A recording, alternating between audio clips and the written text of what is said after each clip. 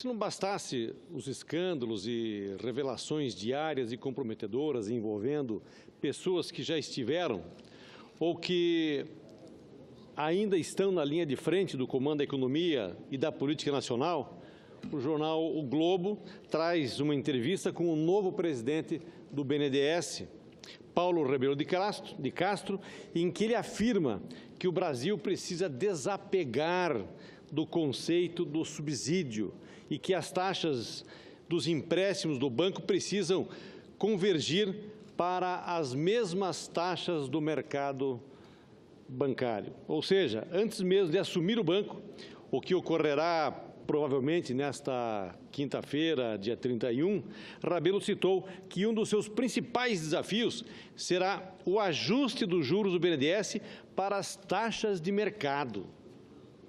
Essa declaração, que chego até a duvidar que ela tenha sido feita pelo futuro presidente do nosso maior banco público de desenvolvimento econômico e social, pode até servir para satisfazer parte do público que está sendo bombardeado todos os dias com as notícias escandalosas dos empréstimos concedidos pelo BNDES ao JBS ou para outras grandes empresas nacionais que mais investiam no mercado externo do que no fomento da nossa economia brasileira.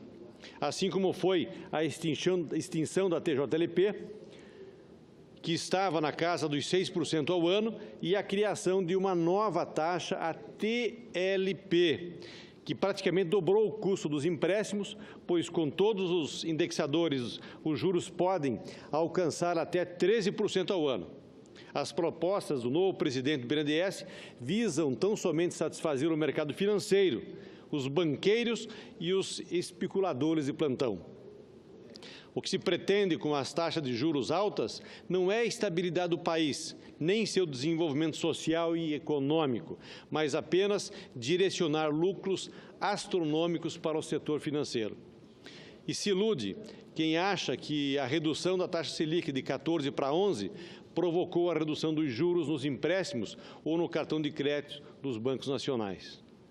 Pois quando tínhamos a taxa Selic de 14,25, a inflação era perto de 10%. A taxa Selic está em 11,25% e a inflação em 4%. Portanto, os juros reais estão mais altos e só quem lucra são os bancos. O empresário, o industrial ou o nosso agricultor, os trabalhadores, aqueles que produzem, é que pagam essa conta. Somos nós que fazemos o lucro desses bancos, infelizmente. Eu sempre questionei esses empréstimos, pois entendo que o papel do BNDES é justamente fomentar o desenvolvimento da economia regional e nacional, com políticas públicas, programas de apoio, assistência financeira e empréstimos com juro reduzido para quem precisa e tem potencial para crescer e gerar empregos aqui no nosso país. Portanto, se esse é mesmo o pensamento e o plano de trabalho do senhor Paulo Rebelo de Castro para o BNDES, creio que as coisas só tendem a piorar para a indústria nacional, para os empreendedores e para a economia de nosso país como um todo.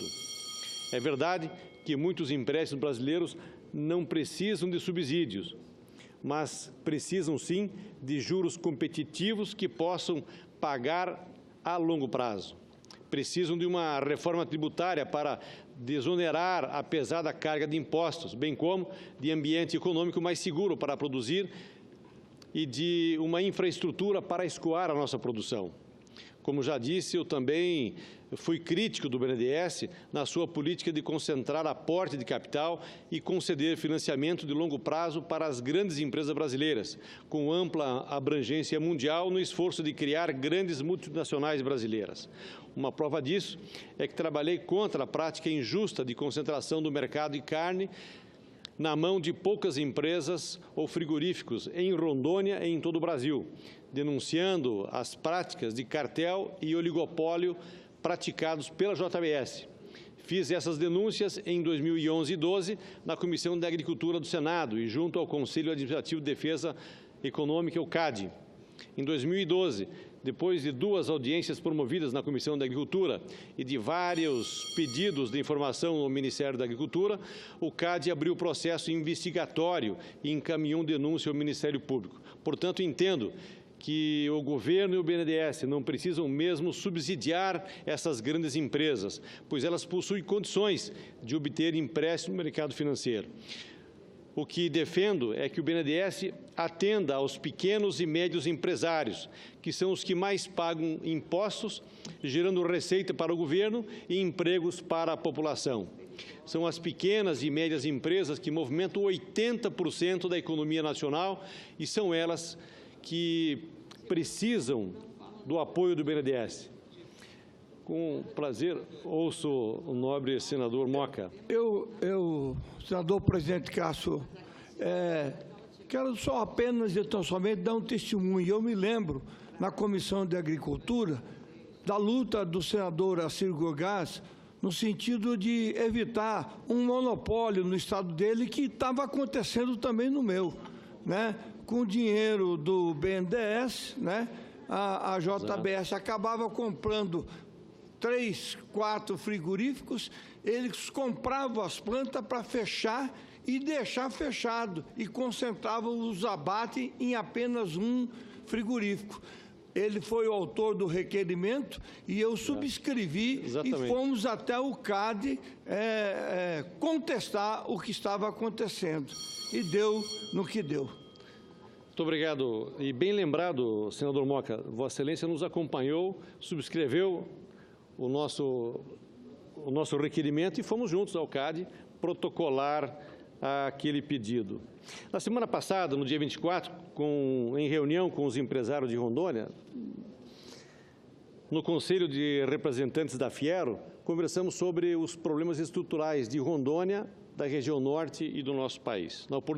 Na oportunidade, renovei meu compromisso de continuar trabalhando pela redução dos custos do Brasil nas 3 principais frentes de ação que considero as mais importantes para resultados de curto, médio e longo prazo, que são mudanças na política econômica com redução dos juros, a reforma tributária e a ampliação dos investimentos através de parcerias público-privado no setor produtivo e na infraestrutura de transportes no país, como, por exemplo, a concessão da BR-364. Eu entendo que somente através de uma concessão nós poderemos ver a duplicação da BR-364, através de investimentos público e privado, que a gente pode ter certeza de que os investimentos acontecerão no país a contento, pois a iniciativa privada faz o investimento, faz a sua parte, falta o governo também fazer a sua, investindo na infraestrutura. Então,